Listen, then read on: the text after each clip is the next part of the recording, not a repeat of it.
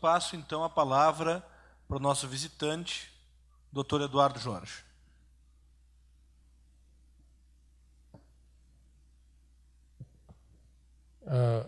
Amigos do Rio Grande do Sul, boa noite. Boa noite, prefeito Fortunato. Agradeço as palavras. Nós fomos vizinhos no Congresso Nacional há muitos anos, né? E eu tenho aqui vários representantes do Legislativo, do Executivo, tanto estadual como municipal, do Legislativo, estadual e municipal. Eu tenho sempre uma admiração pelas pessoas que vocês elegem aqui no Rio Grande do Sul, porque realmente, eu que fui quase 20 anos deputado federal, na época pelo Partido dos Trabalhadores, agora não sou mais, sou do PV, mas eu sempre tive admiração pelo Rio Grande do Sul, porque eu acho que vocês elegem representantes que estão alguns degraus acima da média dos nossos eleitos pelo Brasil afora. Isso em todos os partidos, seja da direita até a esquerda, o Rio Grande do Sul sempre se destaca no nível nacional pelas pessoas que vocês mandam para lá. Pode melhorar mais, né? Mas vocês estão um degrau acima, né? Isso é uma coisa, porque deve ser pelo fato de estar aqui na fronteira, né? E aí a brasilidade, né? A constância é mais acesa, né? Vocês quase participam de uma federação de um país gigante como esse, por uma decisão de vocês. Então, eu tenho sempre admiração pelo Rio Grande do Sul. O Paulo Zilkowski, representante da federação, eu acompanho a luta de vocês, ele tem uma razão em vários pontos, outros não, mas essa daí sim, que realmente hoje é uma temeridade o sujeito assumir uma prefeitura, né? Porque realmente, pela divisão tributária brasileira e pela centralização imperial de Brasília, e esse foi um dos pontos que na campanha agora recente, de 2014, a gente falou bastante, era o capítulo 3 do nosso programa do PV, que era menos Brasília e mais Brasil, né? Menos Brasília e mais Bagé. Porque realmente é um absurdo. É o imperialismo, a centralização em torno do presidencialismo. Eu falei para a presidenta Dilma, a senhora é uma presidenta imperial. Ela ficou brava. Eu não sou. Não é a sua vontade, a senhora encarna. Sentou lá, é. Porque realmente a estrutura coloca os municípios, os estados também, mas principalmente os municípios, completamente de joelhos. Então, isso tudo vem uma discussão muito complexa. Nós estamos lançando uma discussão pela essa descentralização administrativa no Brasil, por uma reforma política ampla, incluindo, inclusive, a mudança do sistema de governo para o parlamentarismo. Nisso até eu quero fazer outra homenagem ao Rio Grande do Sul, porque o Rio Grande do Sul, mercê da tenacidade de um político que é o Raul Pila, que era do Partido Libertador, né? Que foi um dos expoentes da luta pelo parlamentarismo no Brasil. E hoje o filho dele, que acho que chama-se Nelson Pila, mantém aqui uma articulação, que é o Movimento Parlamentarista Brasileiro. É o único Estado que tem essa clareza, essa sensatez, que mantém essa luta pelo parlamentarismo no Brasil. Que o parlamentarismo é a luta também pela descentralização do poder em geral. Então, eu queria agradecer ao Beto Mesch, ele que foi colega comigo como secretário de Meio Ambiente, na outra gestão, nas outras gestões. Por isso, ele me conheceu da ANAMA, nós éramos da diretoria da ANAMA. E o Beto me chama, mas sabendo que eu não sou especialista nisso. Eu sou um médico de saúde pública, eu não posso ser especialista na área da seguridade social, saúde, previdência, assistência social, mas nessas áreas ambientais eu venho aprendendo. Né? E o médico, bom médico, tem que saber, gostar de ler, de aprender, de ouvir, então a gente vai aprendendo. Mas o Beto sabe que eu, como o Paulo falou, não sou um especialista nisso. Provavelmente nas outras mesas vocês terão especialistas, engenheiros, biólogos, muito mais afeitos a essa questão dos resíduos. Mas eu me considero um generalista. O sanitarista é sempre um generalista. Então a gente tem condições e tem a obrigação de se aproximar dessa temática. Essa lei que foi votada depois de uma longuíssima tramitação no Congresso Nacional, essa 12.305 de 2010, ela é sempre muito bem intencionada, tem um título pomposo, começa fazendo a pregação da integralidade, porque o problema que a lei coloca é solucionado, começa a ser solucionado pela redução da produção do lixo. Então, redução, depois você tem a reutilização, a reciclagem, para depois chegar na coleta, no tratamento e finalmente no destino final. Então, quando você olha o problema dos resíduos, ela vem desde a redução da produção do lixo, a reutilização, a reciclagem, para depois chegar no destino final. E por que a gente só discute a coleta praticamente e o destino final? É a mesma coisa, o mesmo drama do Sistema Único de Saúde, que a gente criou também com a Constituinte. O Sistema Único de Saúde, para ser integral, ele prevê a promoção da saúde, a prevenção das doenças, a atenção e a reabilitação. O prefeito sabe, e os outros legisladores sabem, e o povo sabe, que no máximo a gente dá conta e mal da atenção. No terceiro item, a reabilitação agora com a emergência e a presença dos idosos está sendo um pouco mais cuidada, do problema o protagonismo e a luta dos deficientes pela sua acessibilidade, mas o eixo na saúde é sempre atenção. Prevenção tem alguma coisa, porque o Sistema Único de Saúde tem um programa de vacinação que é modelo mundial, é uma coisa importante, mas a promoção da saúde, que é o primeiro item, que faz com que o Sistema Único de Saúde fosse realmente um Sistema Único de Saúde, porque hoje o Sistema de Saúde é um Sistema Único da doença, não um Sistema Único de Saúde, nunca é motivo de cuidados e principalmente de orçamento. E não é porque o prefeito não quer, não é porque o secretário de saúde não quer, é por causa da realidade da pressão do próprio povo. O povo está doente, está com dor, e eu tenho que minimizar a dor e tratar a doença que ele está. Então eu fico na saúde, no Sistema Único de Saúde, com um drama semelhante com esse drama que vocês têm na área dos resíduos. A promoção, que seria a redução, a reutilização, a reciclagem, eles vão ficando para um segundo plano. E isso é um drama, porque se você não equaciona na saúde o problema da promoção, nunca você vai ter um orçamento equilibrado, nunca você vai deixar de ter os prontos-socorros, as unidades básicas pressionadas pela doença. E a mesma coisa, o mesmo drama vai acontecer em relação aos resíduos. Se eu não tenho uma decidida ação na área da redução da produção do resíduo, da logística reversa, da reutilização, da reciclagem, o prefeito vai continuar pagando para seu lixo viajar 100 quilômetros para poder depositar. O lixo de vocês, aqui do Fortunati, viaja 100 quilômetros para ser depositado no aterro sanitário. E ainda bem, né? Porque senão ele estaria sendo processado por fazer um aterro talvez não regular aqui em Porto Alegre, que não deve ter espaço, né? Então, esse drama do município, da centralização dos recursos, das políticas públicas, num país complexo como o Brasil, a gente tem que ter muita calma, né? A judicialização e a condenação simplesmente do prefeito, né? Às vezes é a procura de um bode expiatório, né? De um bode expiatório, o secretário de saúde também. Eu vi que o secretário de saúde, o sujeito que é secretário de saúde, esse aí, não deve bater muito bem da cabeça, né? Eu sei porque eu fui secretário de saúde 2 vezes. 2 vezes em São Paulo. Eu tenho uma tia minha com 102 anos na Bahia, é professora. Ela diz: Eduardo Jorge, você está rezando muito pouco. Ela é muito católica.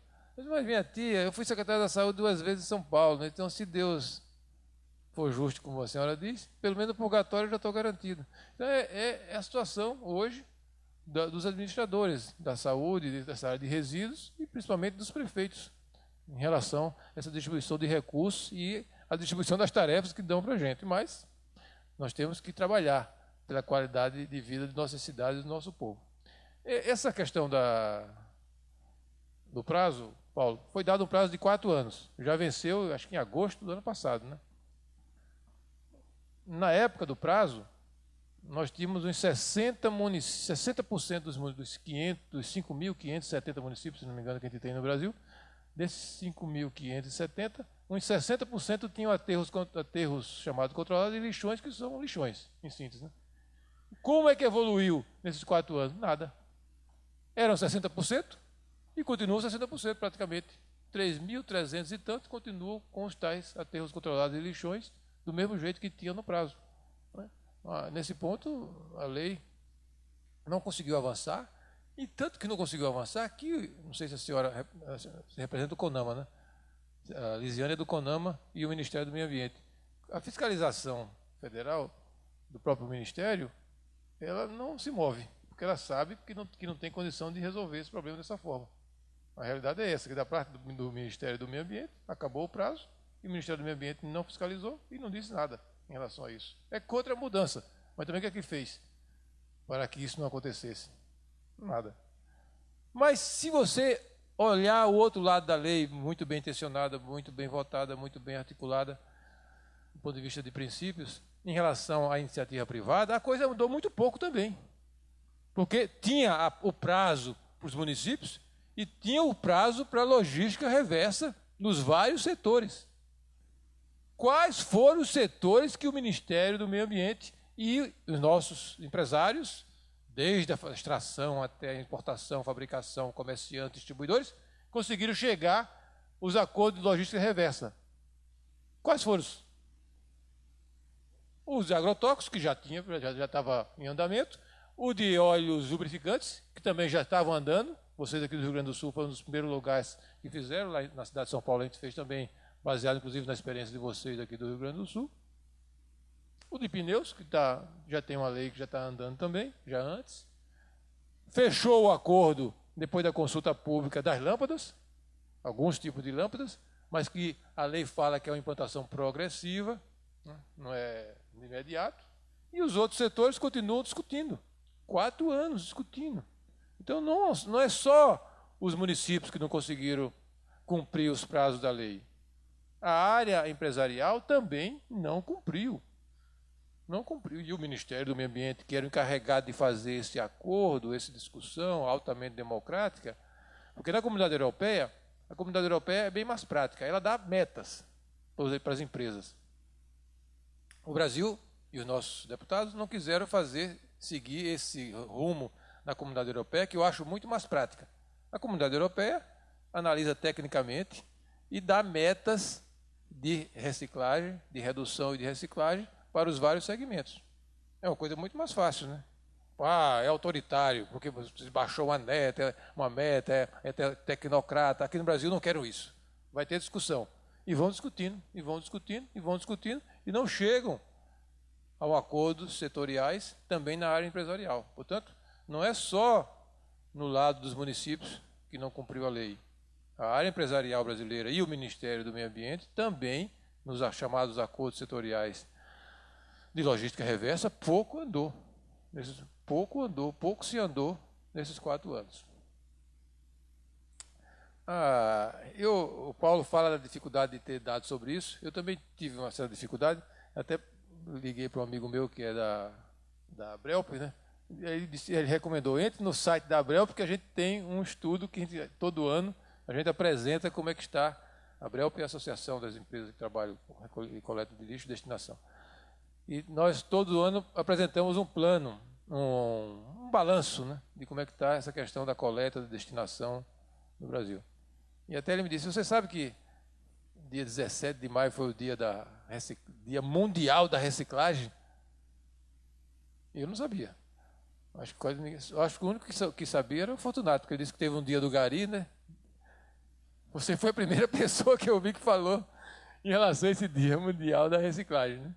E, aliás, quando o Fortunato falou de Gari, eu estava ali meio cochilando, pensei que ele estava falando de garimpo. Não, era Gari. Aí eu pensei que eu estou velho. Não, mas tem relação mesmo, porque na verdade, são parentes, o Gari é uma espécie de garimpeiro. Porque nós temos nas nossas cidades verdadeiras minas que podem ser recuperadas, reutilizadas pela indústria, né? Se a gente, que o garimpar, junto conosco, o prefeito, né? Você vai ter verdadeiras minas dentro da própria cidade, inclusive isso na área da construção civil. Na área da construção civil, nós temos minas dentro de Porto Alegre, que se fossem bem garimpadas, né, e evitariam a busca em local muito mais distante, gastando combustível e produzindo com aquecimento global, pela reciclagem desse material. Então, voltando à história da Brelp e do Gari, dia da... Alguém aqui sabia que dia 17 de maio é o Dia Mundial da Reciclagem? Bom, vocês são especialistas, né? Eu já vi mesmo. Eu não sabia. Bom. Sim, o catador é uma espécie de garimpeiro também dessas minas urbanas.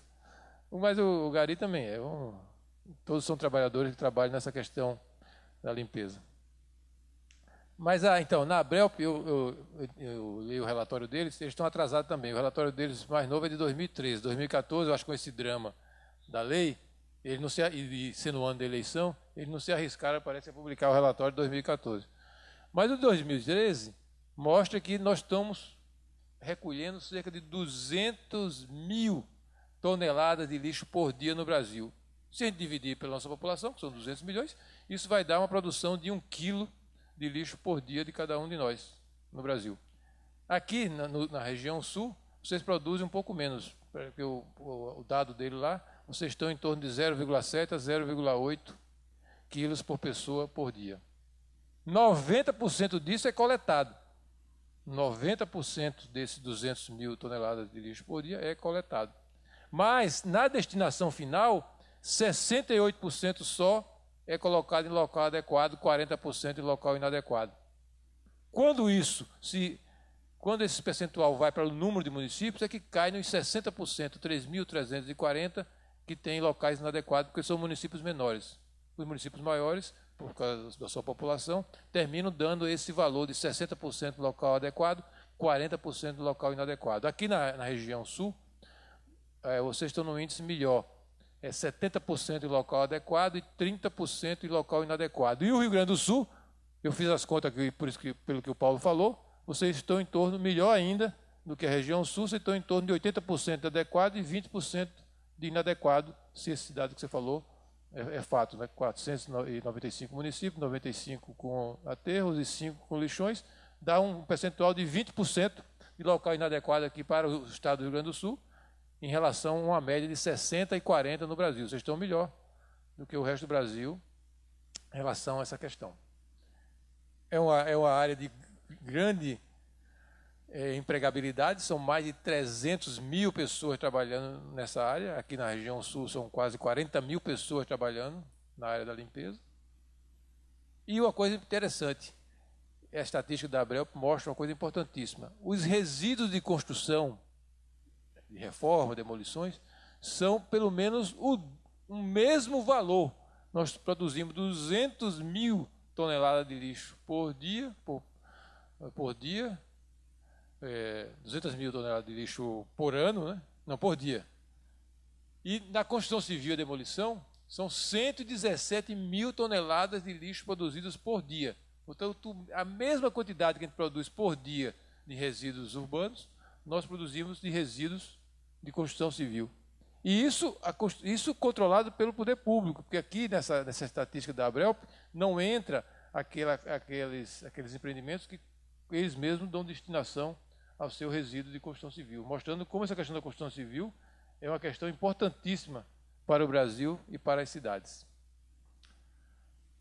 Mas eu acho que o Beto, quando me convidou, sabia que eu iria falar, e aí quero mostrar alguns slidezinhos rápidos, da importância que a gente da área do meio ambiente dá a essa questão do lixo em relação a outra problemática local e global muito mais abrangente, que é a questão do aquecimento global. A questão do resíduo é uma questão das nossas casas, mas é ligada a essa questão do aquecimento global, que é, do nosso ponto de vista, o problema social, ambiental e econômico mais grave da humanidade. O aquecimento global não é um problema ambiental, é econômico, é social e ambiental e é o mais grave da humanidade. Eu queria só projetar uma tabela, uns 2 ou 3 slides. Já está? Bom, isso aqui, que dá um quadro, por que a gente que se preocupa com a questão do aquecimento global e considera o aquecimento global o problema da humanidade mais grave do ponto de vista econômico, social e ambiental. Tenho que repetir, para poder falar como Franco Montoro. Quando Franco Montoro falava para a gente, quando você acreditar numa coisa, fale. Eu falo. Veja aqui, isso é o caso de São Paulo. São Paulo, a gente fez o diagnóstico de como a cidade de São Paulo, isso lá em 2005, produz os gases de efeito estufa que causam o aquecimento global. Qual é a contribuição da população, dos trabalhadores, dos operários, da dona de casa, dos empresários, dos comerciantes, dos governantes, etc., de São Paulo, para a produção de gases de efeito estufa. Isso aqui, essa pizza, resume os dois grandes segmentos que produzem gases de efeito estufa na cidade de São Paulo, no nosso inventário.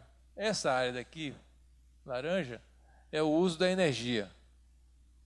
E essa área verde é a questão dos resíduos sólidos, a produção, a destinação, o manejo dos resíduos sólidos que a gente faz na cidade. O que significa que 25%, quase 24%, quase 25% dos gases de efeito estufa produzidos por uma cidade como São Paulo são decorrentes da nossa produção, destinação, coleta, tratamento dos resíduos sólidos que todos nós produzimos na cidade. Só uma curiosidade, esse segmento aqui, esse 75% do uso da energia, se a gente decompõe numa outra pizza, num outro gráfico pizza, você vai ver que 90% dos 75% é uso de combustível fóssil, é petróleo, é carro, é moto, é automóvel, é ônibus, é geração de energia por diesel. Então, 90% dos 75% é combustível fóssil. Mas vamos esquecer isso e voltar à questão dos resíduos. Vejam a importância que tem uma cidade, que é um país de 11 milhões de habitantes, a questão dos resíduos para o aquecimento global, para a contribuição do aquecimento global dessa cidade. E eu acredito que se Porto Alegre, que deve ter um inventário também, não vai ficar muito diferente disso. O Rio de Janeiro tem um inventário como o nosso, o resultado é semelhante, lá é 20% o peso dos resíduos sólidos, se não me engano. Então vejam, amigos, nós, nessa questão dos resíduos, é um problema doméstico quase, né? De dona de casa, de dono de casa, de como fazer a redução e a reciclagem da sua casa. É um problema dos prefeitos, é um problema do Ministério do Meio Ambiente e é um problema da humanidade. Porque as cidades é um foco importante de produção de gás de efeito de estufa e os resíduos são 20%, 24%, 25%. Esse problema dos gases de efeito de estufa é um problema tão complexo que às vezes você pensa que não pode fazer nada. Mas veja, uma coisa importante que a gente conseguiu fazer nesses anos de 2005 a 2012. Nós lá temos 2 aterros licenciados, não é aterro controlado nem lixão. E a gente conseguiu fazer uma licitação, uma empresa brasileira holandesa ganhou, e nesses 2 aterros sanitários, que recebem cerca de 12 mil toneladas de lixo por dia, 12 mil toneladas de lixo por dia, todo dia, um dia que parar o serviço, é uma crise numa cidade gigantesca, foi feita uma licitação e uma empresa ganhou o trabalho de captar o metano produzido nos aterros sanitários. Porque o aterro sanitário é uma coisa importante na destinação, um tipo de destinação importante, mas é da natureza dele produzir o metano. E o metano, junto com o CO2 e junto com o óxido nitroso, são os 3 principais gases de efeito de estufa. Com agravante, o metano ele é 23 vezes mais efeito de estufa do que o CO2, que é o padrão que mede o efeito de estufa. Portanto, o aterro sanitário, que é o indicado pela nossa lei como um tipo de destinação final aceitável, é uma bomba de produção de metano e, portanto, é uma bomba de produção de gás de efeito de estufa. Então, a empresa ganhou a licitação, fez uma trama de captação do metano que sai pela superfície do aterro e leva até aquela construção aqui. Esse aqui foi inaugurado em 2008, é a maior usina desse tipo do mundo inteiro. Então, com esse aqui, que foi em 2008, e com outro que foi inaugurado no governo anterior ao nosso, a cidade de São Paulo passou a captar todo o metano nos 2 aterros sanitários, e essa usina aqui gera energia elétrica. Essa energia elétrica volta para a rede da cidade. e abastece de quantas pessoas? Cerca de 500 mil pessoas. Os 2 aterros geram energia para cerca de 500 mil pessoas. Isso daí, depois que a gente fez o inventário baseado no inventário de 2012, a gente chegou à conclusão, pelos cálculos, que a gente conseguiu reduzir em 10% as emissões de gás de efeito de estufa da cidade de São Paulo. E isso aqui foi auditado pela ONU. O IPCC manda auditar porque isso aqui gera crédito de carbono e eu posso vender na Europa para os países que têm metas, tinham metas, né? Na época da validade do protocolo de Kyoto, e não cumpriu as suas metas, a gente podia vender os créditos de carbono em função da redução do gás de efeito de estufa que eu consegui aqui no meu município. Então isso foi auditado pelos órgãos da ONU para poder autorizar a venda dos créditos de carbono. Foram vendidos, isso rendeu para a prefeitura 70 a 80 milhões de reais que foram aplicados em projetos socioambientais no entorno do aterro. Então, o inventário de 2012 mostrou que a cidade reduziu 10% dos seus gases de efeito de estufa. 10%, não é pouca coisa. Os países sérios como a Alemanha, a Suécia, a Inglaterra, a Dinamarca estão batalhando para reduzir 1, 2, 3, 4, 5, 6, 7, 8%. A gente reduziu 10%. O inventário de 2012 não pôde contar com a redução de 10%, porque quando você vende os créditos de carbono, a ONU, e muito justamente, impede que você diga que você reduziu, porque você reduziu aqui e transferiu isso para a Europa, na verdade, né?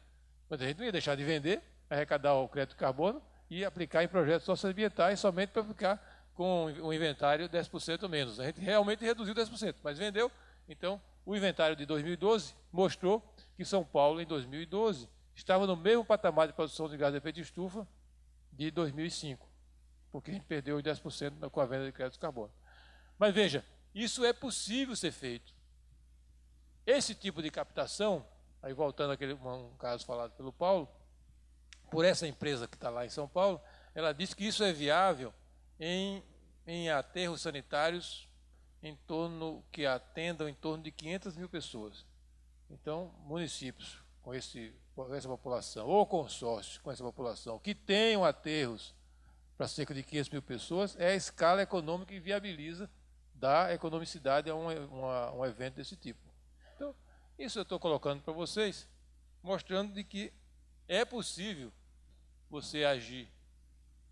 Bom, isso aí já são outras questões de diminuição de gás de efeito de estufa. Mas no caso do lixo, é possível você reduzir. Aí se me perguntar, mas você fica feliz com um exemplo desse tipo? Não, eu tenho que mostrar para poder mostrar que é possível agir.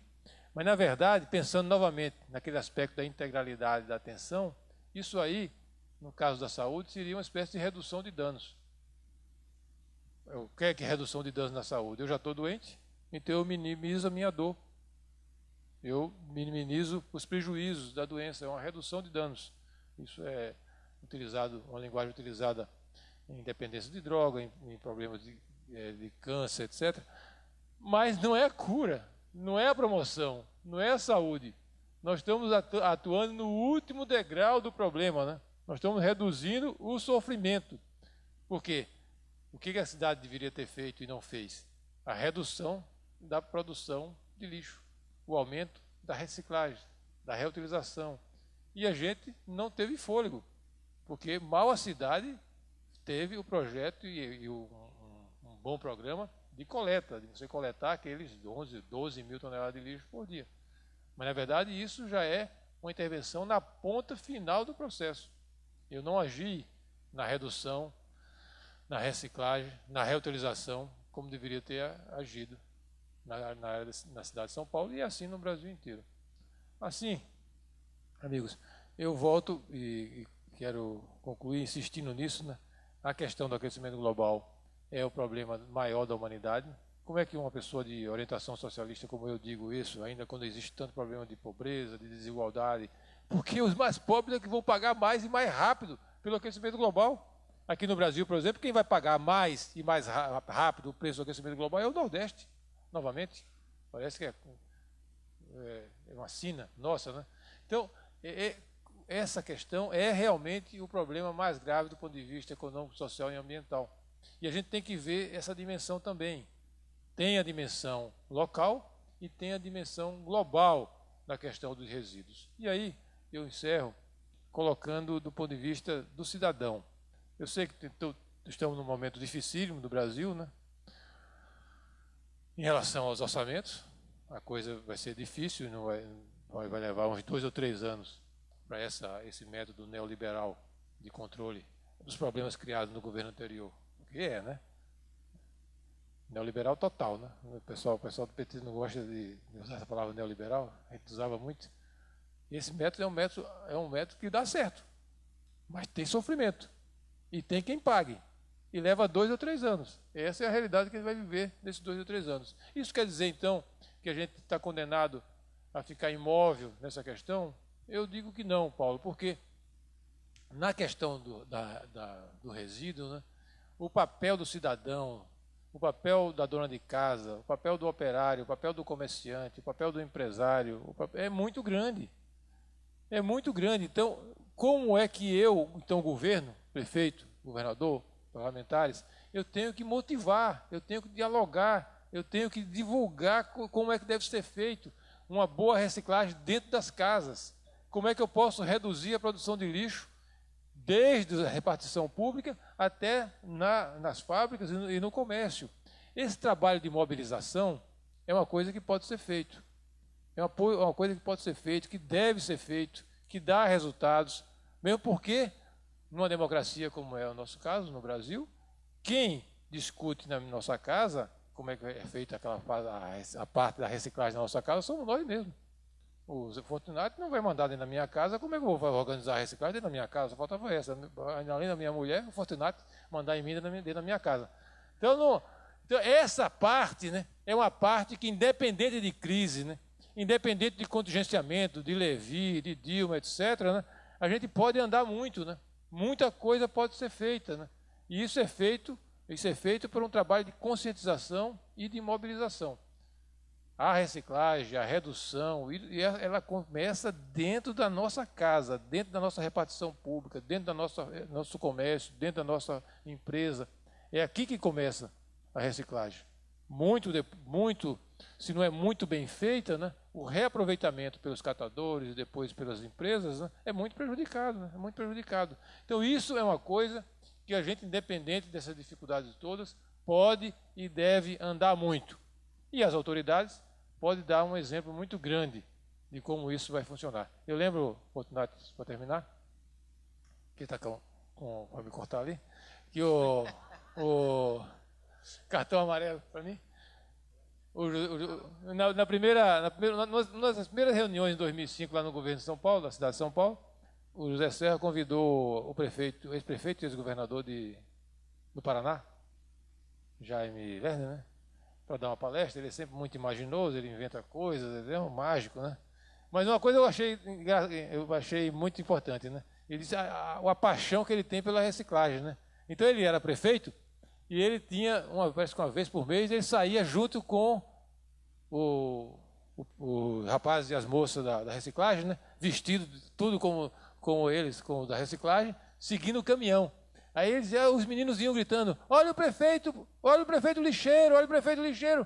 Mas ele ia para mostrar a importância que ele tinha, que ele dava a essa questão da coleta, da reciclagem, né?